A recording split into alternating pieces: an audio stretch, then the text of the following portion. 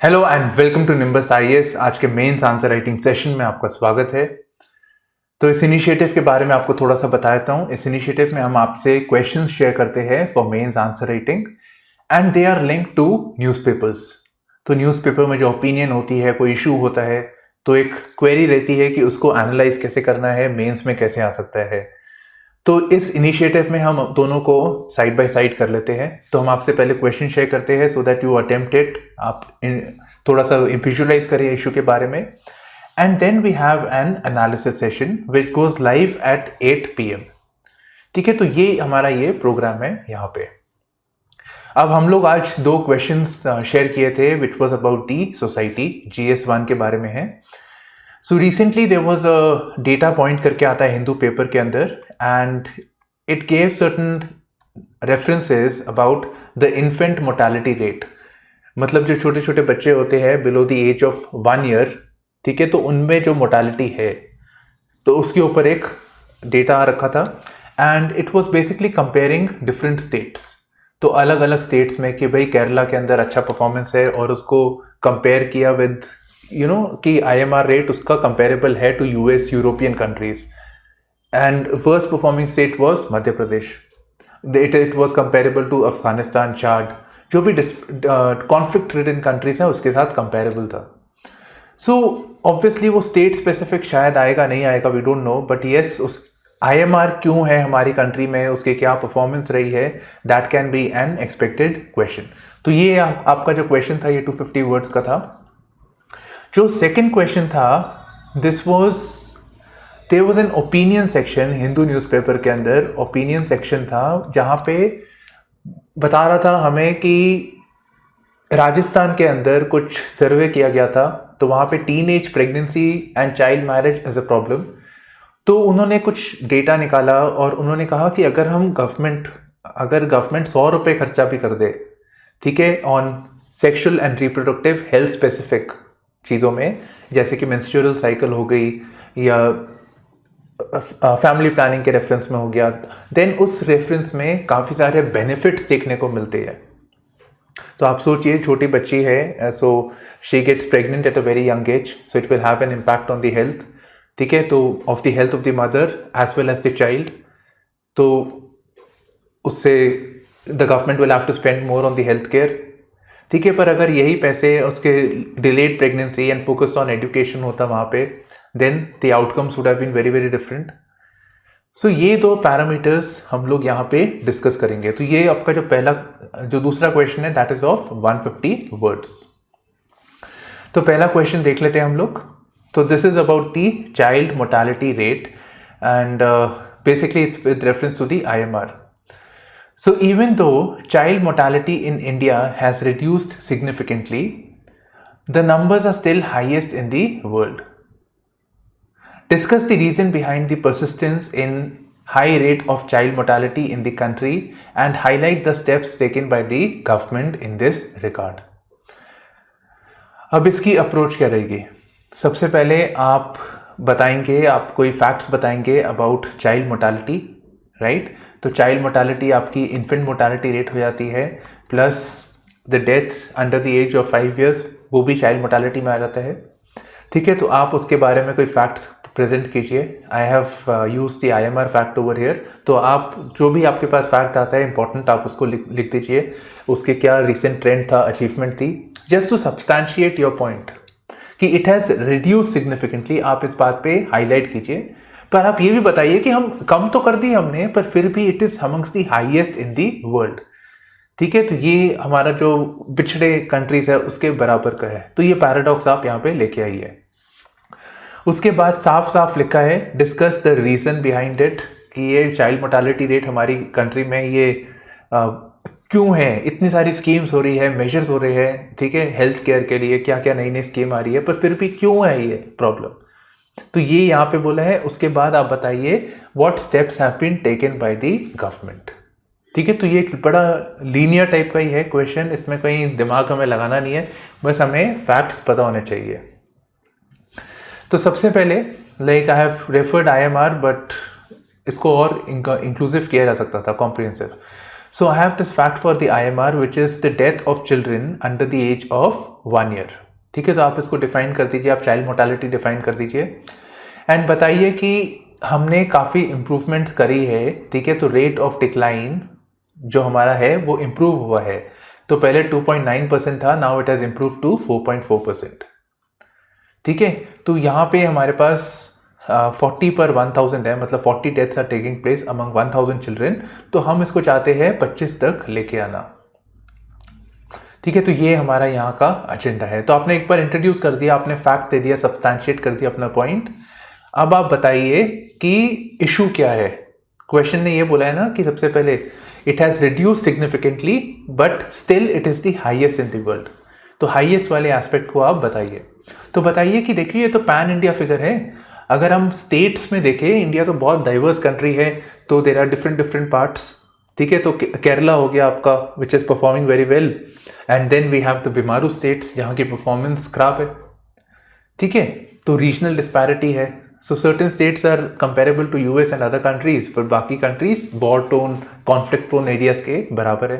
So this is a sad reality and therefore India's performance is worst. Actually it is the worst in the region, जो हमारा जो South Asian region भी है. So not just talking about China. China का किसी time पे हमारा comparable था, अब हम बहुत पीछे हैं उनसे. So even Bangladesh, Sri Lanka, Pakistan, all of these are actually performing better than us. तो ये यहाँ पे कंसर्न है. Now reasons behind persistence. सबसे पहली बात, ये बच्चों की डेथ क्यों होती है, आप इसको बता सकते हैं. अब लोग जनरली बहुत जेनेरिक पॉइंट्स दिखेंगे कि एक्सेस टू हेल्थ केयर है, इंस्टीट्यूशनल, वो अच्छे पॉइंट्स हैं, मार्क्स उसके मिलेंगे. बट उसका सबसे बड़ा रीज़न है, अगर आपने एक छोटे से लाइन में बता दिया कि जो मेजॉरिटी ऑफ द चिल्ड्रन है they are dying because of premature birth. ठीक है, birth asphyxia, unable to breathe and infections. तो इन्फेक्शंस हो जाती है, उसकी वजह से डेथ हो जाती है. ठीक है, और उसका one of the reasons is poor access to health care.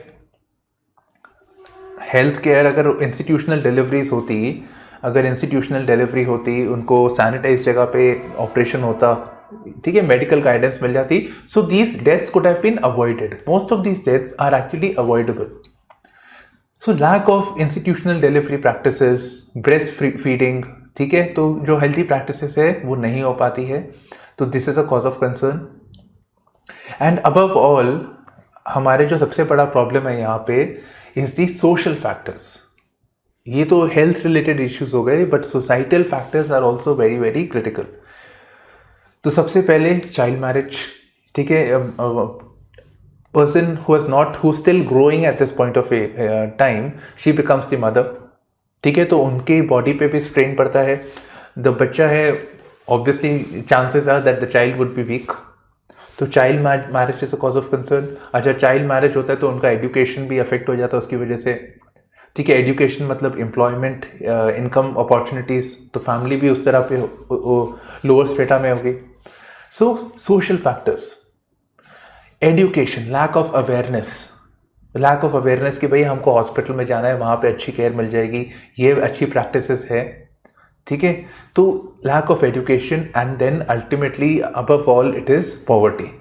तो ये कुछ फैक्टर्स यहाँ पे आप इसको लिस्ट डाउन कर सकते हैं. Now what steps have been taken by the government. ठीक है, obviously the government has been focusing upon improving the health care infra. तो उसके अंदर सबसे पहले आ गया आपका नेशनल हेल्थ मिशन. फिर इंस्टीट्यूशनल डिलीवरीज को इम्प्रूव करने के लिए जननी सुरक्षा योजना एंड जननी शिशु सुरक्षा योजना, शिशु चाइल्ड. ठीक है, एंड इसमें इट ऑल्सो हैज़ कि भाई इंस्टीट्यूशनल डिलीवरी होगा. ठीक है, उसके बियॉन्ड यहाँ पे फोकस है ऑफ जो छोटा बच्चा होता है उसकी बेसिक केयर ऑब्जर्वेशन वो करते हैं, so that the child grows, जो डेंजर टाइम पीरियड है उससे वो बाहर निकल आए. देन जो lactating and breast feeding mother है, तो she has, because you know she is from a poor background, तो मे be she has to work as a labourer. ठीक है, तो उनके लिए some partial compensation of salary is provided, such as the Pradhan Mantri Matru Vandana Yojana. फिर और स्कीम्स है हमारे पास, special newborn care units, newborn stabilization units and kangaroo mother care. And then universal immunization programme. तो कि जो डिप्थीरिया है, मलेरिया, ये जो बीमारियां हो जाती है, इसके लिए पोलियो है, तो इसके लिए वैक्सीनेशन लग जाए तो इससे चांसेस है कि उनको इन्फेक्शन नहीं होगी, तो मोर्टालिटी की रेट कम हो जाती है। Okay, now moving on to the next question, question number 2। This one, अब जैसे मैंने बताया था कि राजस्थान के अंदर एक सर्वे कराया गया था, उसके बेसिस पे है। तो एक बार क्वेश्चन देख लेते हैं इसको। ये लीनियर टाइप का क्वेश्चन है आपका, 150 वर्ड्स का। सो economic and health benefits could accrue from increased investments in adolescents sexual and reproductive health specific interventions। ठीक है, बहुत क्लियरली मेंशन्ड है ये, sexual and reproductive health specific interventions. तो जब आप अपना इंट्रोड्यूस कर रहे हैं, it will be very nice if you can state certain measures कि sexual and reproductive health measures क्या क्या हो सकते हैं। तो यहाँ पे जैसे मैंने सीधा ही कंटेक्स्ट दे दिया यहाँ पे, that recent study was conducted in the state of Rajasthan, जिन्होंने ये आइडेंटिफाई किया। ठीक है, कंटेक्स्ट दीजिए आप कुछ भी आंसर दे रहे हो, वो आपके ओपिनियन नहीं है, that is based on certain context, certain observations. ये जो फैक्ट्स है आप बता दीजिए कि गवर्नमेंट के मेजर्स है, मिनिस्ट्री ऑफ हेल्थ, इनफैक्ट ये पीआईबी से है फैक्ट्स यहाँ पे। ठीक है, तो गवर्नमेंट सीधा सीधा बोल रही है कि भाई रिडक्शन ऑफ मोर्टालिटी रेट के लिए, चाइल्ड मोर्टालिटी के लिए हमने ये मेजर्स लिए, और एक्चुअली बहुत सारे मेजर्स थे तो फिल्टर आउट किया है।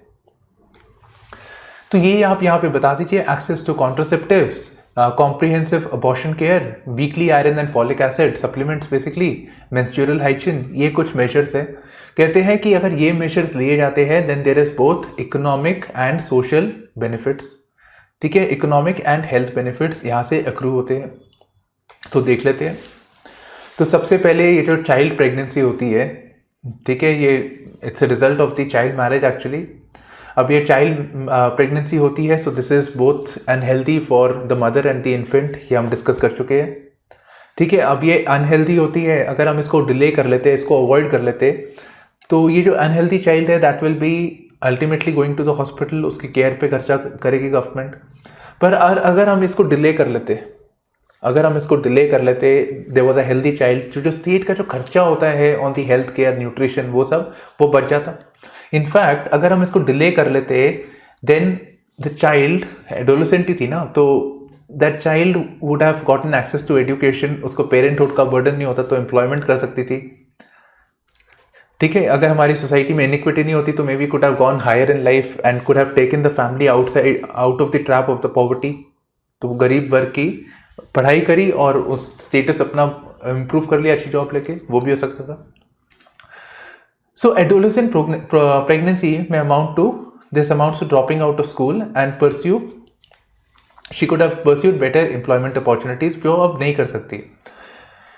Interventions would also allow individual to be economic के point of view से productive, and it would have uplift the well-being of the family।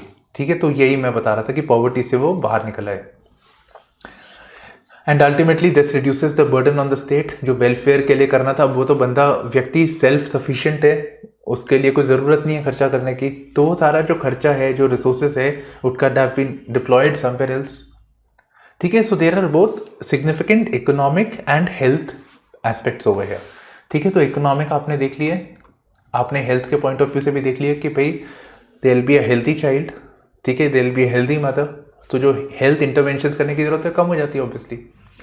सो ये यहाँ पे आपका पॉइंट है, ये आपका आंसर है। तो it will be a very linear answer. आप शुरू में इंट्रोड्यूस कीजिए, कंटेक्स्ट बताइए, बाद में सीधा बताइए इकोनॉमिक एंड हेल्थ बेनिफिट्स कौन से हैं, राइट।